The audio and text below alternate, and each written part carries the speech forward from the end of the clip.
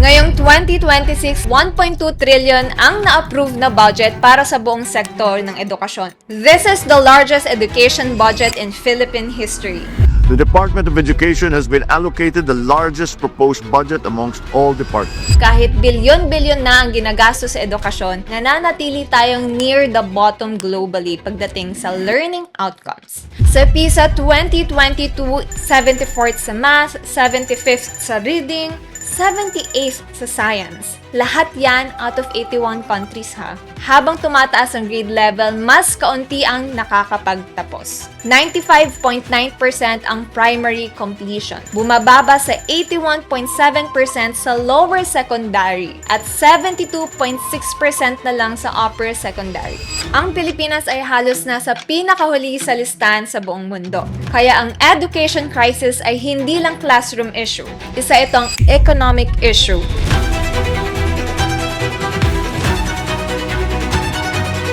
Isa sa mga binibigyan diin ng DepEd ay ang overtime at overload pay. Ayon sa kagawaran ay isa siyang compensation para sa mga gurong nagtuturo ng lampas sa 6 na oras. Target ng DepEd na lahat ng eligible teachers ay ganap ng makompensate para dito bago matapos ang 2025. Good news! Ayon sa DepEd, simula school year 2025 to 2026, 10,000 pesos na ang teaching allowance ang ibinibigay sa lahat ng eligible teachers bilang dagdag na suporta sa kanilang pang-araw-araw na gastusin. Ang daming problema, ang dami din na ginagawa namang solusyon. At ang dami pa din nating hindi na pag-uusapan. Sinasabi ng DepEd na binago na nila ang direksyon ng pamamahala mula sa input-based patungo sa outcome-focused governance. So here are the programs that the DepEd is currently doing. First is ang Academic Recovery and Accessible Learning o ARAL program na umabot na sa mahigit 3 milyong mag-aaral na may focus sa reading, math, and science. Pangalawa, Literacy Remediation Program and Bawat Bata Makababasa program. Pangatlo, 131 priority schools will receive 1 million each in needs-based program support funds for early grade literacy interventions. Pang-apat, ang mga hakbang na ito ay hindi lamang tungkol sa dagdag na benepisyo, kung hindi isang mas malawak na pagsisikap na ibalik ang dignidad ng propesyon ng pagtuturo. Dahil ikaw, tayo, lahat ng Pilipino deserve to know detail by detail saan mapupunta ang 1.3 trillion na pera ng mamamayang Pilipino. So here's what we're going to do. She's not just beautiful, she's brilliant. At 29, Janelle Sicatin turned her voice, her looks, and her mind into a movement that schools never started. We blew up on TikTok for talking about one of the most important subjects no one ever taught us: money, how it works, how to grow it, and how to keep it. In a country where 99% of Filipinos are financially illiterate, Janelle has become a voice of reason in a world of noise. While others talk trends, she teaches truth, breaking down insurance, investments, and proper auditing in ways every Filipino can understand. She's not a finance influencer. She's the top 0.1% of financial advisors in the Philippines. A woman trusted by billionaires to elevate their portfolios and by everyday Filipinos to earn their first million. Behind the poise and presence is precision, backed by years of real numbers, real clients, and real impact. Because for Janelle, beauty and brilliance are not contradictions, they're proof that power looks different when it's rooted in purpose. Financial literacy is one of the Philippines' biggest problems, and she's made it her personal mission to fix it, one view, one plan, and one empowered Filipino at a time. This is Janelle Sicatin, smart, stunning, strategic, and today she's proudly PGMN.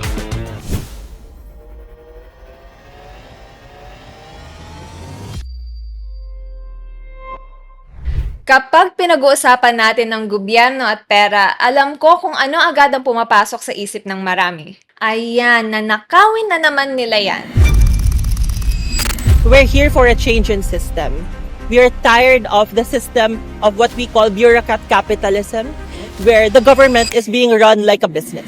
And honestly, hindi ko kayo masisisi. Trust me, gets na gets ko kayo. In fact, I am a Lenny supporter with many DDS friends. And if you go across the spectrum, lahat ng pink, yellow, gitna, DDS, and everybody, lahat tayo, is skeptical of the government. Mahaba ang kasaysayan ng mga pangakong hindi natupad, mga pondong nawala at paulit-ulit ng palpak na sistema na bumibigo sa ordinaryong Pilipino. At malinaw ito hindi natin kasalanan kung bakit ganito ang nararamdaman natin. May pinanggagalingan ng pagdududa, may kasaysayan ang pagkadismaya. Pero mahalaga ring itanong ito, ng mahinahon at may malasakit. Gusto ba talaga nating sumuko na lang sa mga ahensya o gusto nating unawain kung ano ang ginagawa nila, ano ang binabago nila at saan sila dapat panagutin? Education is close to my heart at oo, may mga dapat punahin. May mga pagkukulang na kailangan ilantad at pag-usapan. Pero kasabay ng kritisismo, gusto ko ring malaman ang mga interventions na ginagawa ng sistema.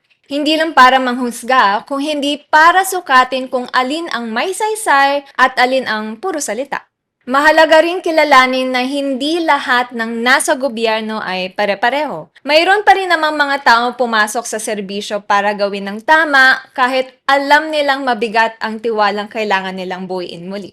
I was ready to create a very hard critic of DepEd, but I realized that would not be useful.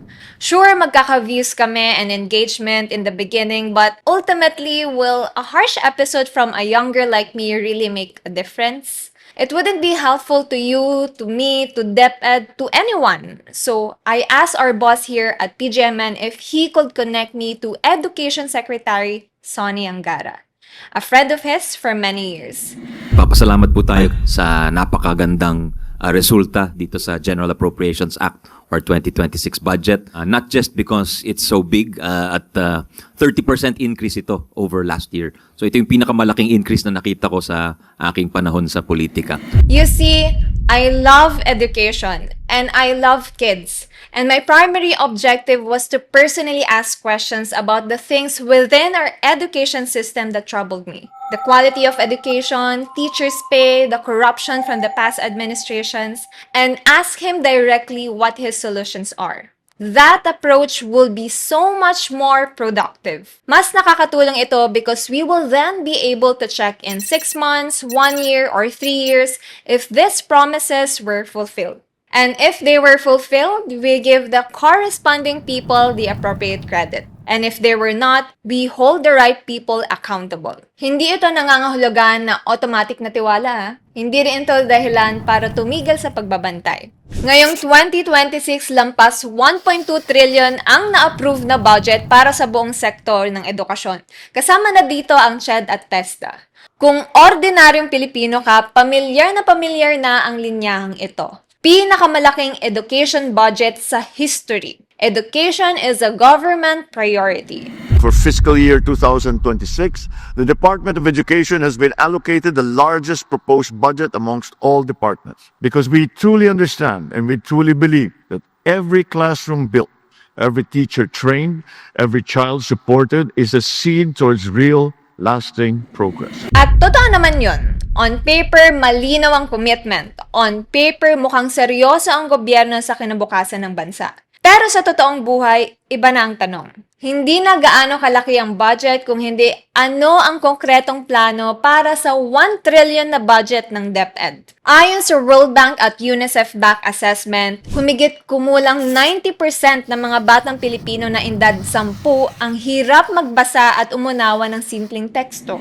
Hindi na po kami nagtataka na may ganyang data na inilabas po ang PSA dahil nga po kahit ako mismo bilang guro, saksi ako sa laganap na learning crisis ngayon meron tayo. So pag sinabi natin functionally illiterate, hindi po talaga siya nakakaunawa ng kanyang binasa kahit simpleng teksto lang po, hindi niya talaga maunawan kung baga wala po siyang comprehension. Hindi lang ito tungkol sa pagbasa ng salita, ito ay tungkol sa pag-intindi. Maraming bata ang kayang bumigkas ng mga salita pero hindi kayang ipaliwanag ang kahulugan, sundan ng instructions o buuin ng isang ideya ng binabasa. Yan ang pundasyon ng edukasyon at malinaw, mahina ang pundasyon ngayon. Malinaw sa atin ang tumambad na realidad tungkol sa ating mga kabataan ngayon. Ang kakulangan sa kaalaman at sa kakayahan, lalo na sa matematika, sa agham, sa pagbabasa, at sa wastong pag-unawa. Kapag mahina ang pundasyon, sunod-sunod ang epekto. Nahihirapan sa math, nahuhuli sa science, humihina ang problem solving. At sa bandang huli, nahihirapan sa trabaho at kabuhayan. Kaya ang education crisis ay hindi lang classroom issue. Isa itong economic issue. Ito ay makikita rin sa global data. Sa PISA 2022, isa sa pinakamalaking international assessments ng education system, ang Pilipinas ay halos nasa pinakahuli sa listahan sa buong mundo. 74th sa math, 75th sa reading, 78th sa science. Lahat yan out of 81 countries ha. Ibig sabihin, kahit bilyon-bilyon na ang ginagastos sa edukasyon, sa loob ng mahigit isang dekada, nananatili tayong near the bottom globally pagdating sa learning outcomes. At hindi ito isang isolated result, ha? Paulit-ulit itong lumalabas sa datos kada taon. Sa basic education pa lang, may humigit kumulang 28 million learners sa public at private schools. Pero kasabay nito, may tinatayang 10.7 million na kabataan edad 5 hanggang 24 na out of school. Halos isa sa bawat 4 na kabataang Pilipino ay wala sa formal education system. At kahit sa mga pumapasok, habang tumataas ang grade level, mas kaunti ang nakakapagtapos. 95.9% ang primary completion. Bumababa sa 81.7% sa lower secondary at 72.6% na lang sa upper secondary. So, base dito, mas konti ang nakakapagtapos. At mas konti pa ang umaabot sa sapat na learning outcomes. Mahalagang linawin ito. Hindi ito dahil bobo ang Pilipino Hindi rin ito dahil tamad ang kabataan. At hindi rin ito dahil walang malasakit ang guro Ito ay isang systemic failure. Kung nag-aaral daw si Uno ngayon, grade 4 na sana siya. Pero gusto mo ba mag-aral? Bakit gusto mo mag-aral? Para matuto rin ako magbasa. Para matuto ka magbasa. Hindi ka ba marunong magbasa? Hindi pa? Ano yung alam mo na? ABC alam mo na. Sinasabi ng DepEd na binago na nila ang direksyon ng pamamahala mula sa input-based patungo sa outcome-focused governance. So here are the programs that the DepEd is currently doing. Well, thankfully, we have a new law, the ARAL law. It's basically to address a lot of the learning loss. And it's as a form of tutorial. And the focus is really on the foundation skills of kids, which is literacy and numeracy, reading, writing, and mathematics. First is ang Academic Recovery and Accessible Learning o ARAL program na umabot na sa mahigit 3 milyong mag-aaral na may focus sa reading, math, and science. Dito po sa ARAL program, unprecedented din po yung spending. Ito yung para humabol po tayo dahil lumalabas na nahuli na ang ating mga bata sa reading and math. So hahabol po tayo. For the first time, binigyan po tayo ng 9 billion. So lahat po ng tutors, lahat po ng eskwelahan, meron na tayong tutor under the ARAL program. Pangalawa, Literacy Remediation Program and Bawat Bata Makababasa Program. The Department of Education announced the launching of the Bawat Bata Makababasa program to address learning gaps and boost literacy among our Key Stage 1 learners. When DepEd launches the BBMP, the Bawat Bata Makababasa program, it was something exciting for all of us because this is a program that will address the reading difficulty of our learners. These are interventions that have already produced measured literacy gains among at least 92,000 learners, providing a validated base for scaling. The Bayang Bumabasa Initiative operationalizes targeted funding. 131 priority schools identified through CRLA will receive 1 million each in needs-based program support funds for early grade literacy interventions. Sa classrooms, kung dati ang salapi na binigay po ng Kongreso ay sufficient for about 5,000 to 6,000 classrooms, ang budget ngayon ay for 24,000 classrooms na po.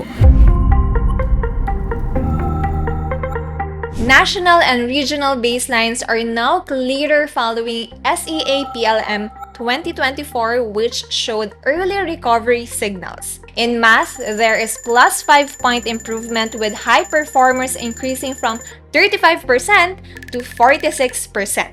In reading, progression to Band 4 with top performers rising from 22% to 27%. Now, these are good news and good numbers. Now, ano ang consequences? According to the mandate, teachers should only have 6 hours of teaching. However, because of these programs, this added additional working hours for teachers can be pretty exhausting. Para po sa akin, kailangan talagang taasan yung sinusweldo namin kasi sa dami ng trabaho, paperworks, hinakaya namin lahat bukod sa sweldo. More than 12 hours na kami nagtatrabaho dito and yet wala kaming dagdag na saho o OTP man lang. We also issued DepEd Order number 005 to ensure fair teaching loads. We cannot impose, we cannot overload our teachers if they are to do the best job possible. And that is why, if you exceed 6 hours of classroom instruction in a day, you will be compensated accordingly. A teacher 1 earns 27,000 a month, but after deductions and loan payments, the take-home pay is about 24,000 or can be lower. And they still spend 1,000 to 4,000 pesos per month on classroom supplies.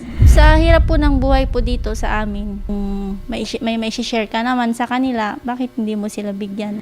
During Brigada Eskwela, where they need to clean and repaint the rooms, DepEd, according to a public teacher I've spoken to, provides only 2 gallons of paint for every 3 classrooms. If it's not enough, they'll seek donations from parents, and if no one can help, teachers pay for it themselves. They're also tasked to sell after or during school hours, then they need to give at least 50 pesos per day to contribute sa school funds, allegedly. Bakit ba may ambagan? And while bonuses exist on paper, they arrive years late. The 2023 bonus, for example, was released only in September 2025. So it's no wonder 75% of teachers are in debt. They owe a combined 319 billion pesos, maybe even more. Many resort to 5-6 lenders charging 20% monthly interest, and some even surrender their ATM cards as collateral. Sana tulungan ng mga teachers, no?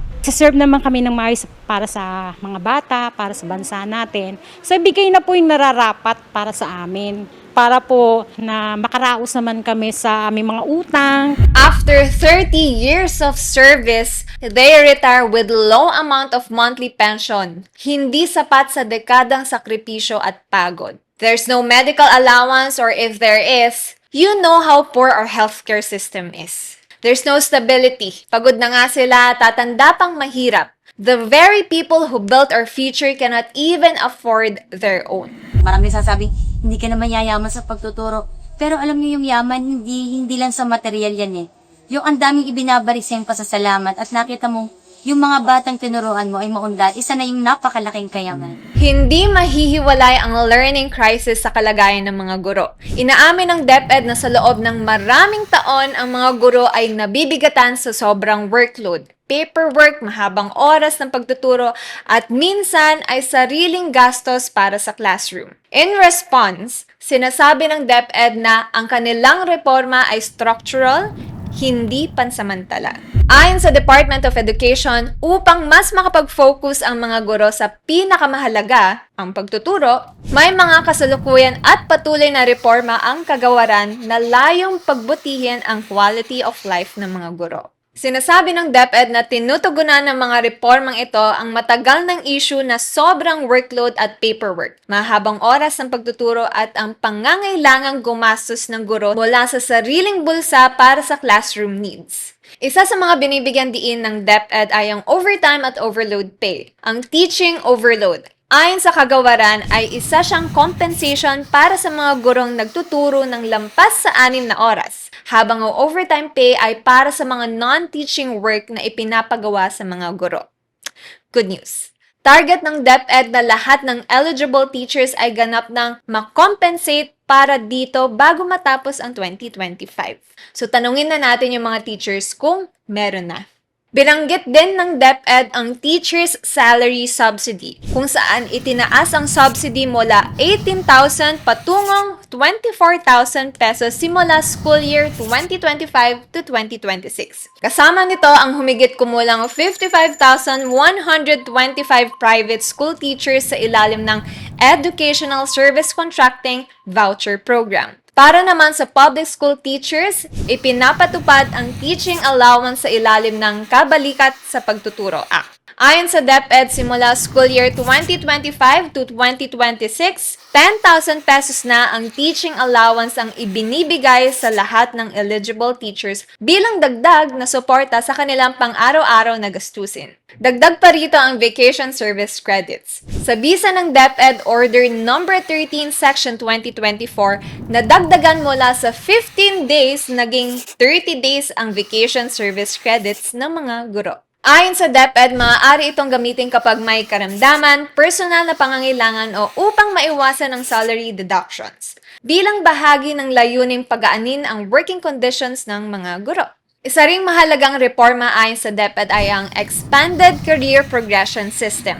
Yung tinatawag na ECP or Expanded Career Progression, nakapag-promote po tayo ng 16,000 teachers dito sa binigay na budget, kaya nga unprecedented din po in terms of promotions kasi makakapag-promote tayo ng over 100,000 with the budget given by Congress this year.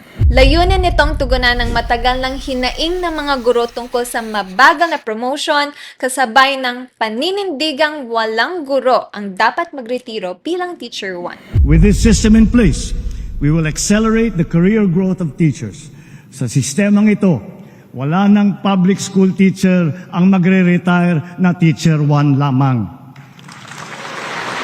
This is something that the President really wanted us to focus on, and in the coming years, we'll really be needing funding for it, and I think we'll really see a lot of promotions, a lot of deserving teachers getting promoted. Sa ilalim ng sistemang ito, ipinaliwanag ng DepEd na may dalawang malinaw na career paths ang mga guro. Una, ang Classroom Teaching Career Line para sa mga gurong gustong manatiling nakafocus sa pagtuturo. Dito, may bagong posisyon mula Teacher 4 hanggang Teacher 7, pati Master Teacher 5, upang magkaroon ng malinaw na pag-angat sa ranggo at sahod habang nananatili sa classroom. Pangalawa, ang Administrative Career Path para sa mga gurong nais pumasok sa school leadership. Kasama rito ang mga posisyong School Principal 1 hanggang School Principal 4 na nagbibigay ng alternatibong landas para sa profesional na paglago.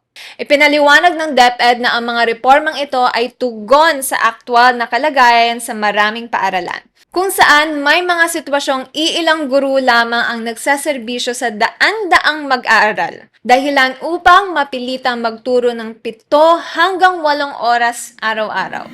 Yung personnel din po, nabanggit din po ni Yusek Claire, unprecedented, not only the hiring, we'll be hiring, at ito continuous over the last few years. Kaya yung nababakante, yung shortages natin sa teachers, medyo nasasagot na po natin.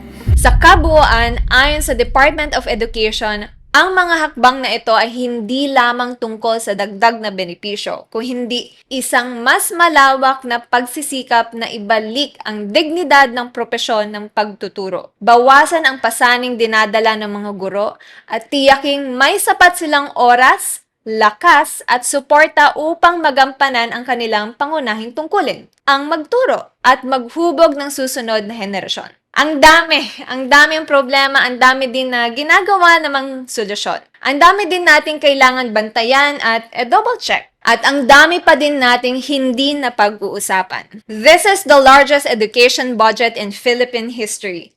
And one video is not enough. Dahil ikaw, tayo, lahat ng Pilipino deserve to know detail by detail saan mapupunta ang 1.3 trillion na pera ng mamamayang Pilipino. So here's what we're going to do. We will break this down step by step. We will talk about the history of corruption in the education budget, ano yung mga naging problema at patterns na paulit-ulit nang nangyayari, where the money is actually going, ano yung mga reforms that are being proposed, and most importantly, ano ang sinasabi at ipinapangako ng Department of Education pagdating sa transparency, accountability, at rebuilding trust with the Filipino people.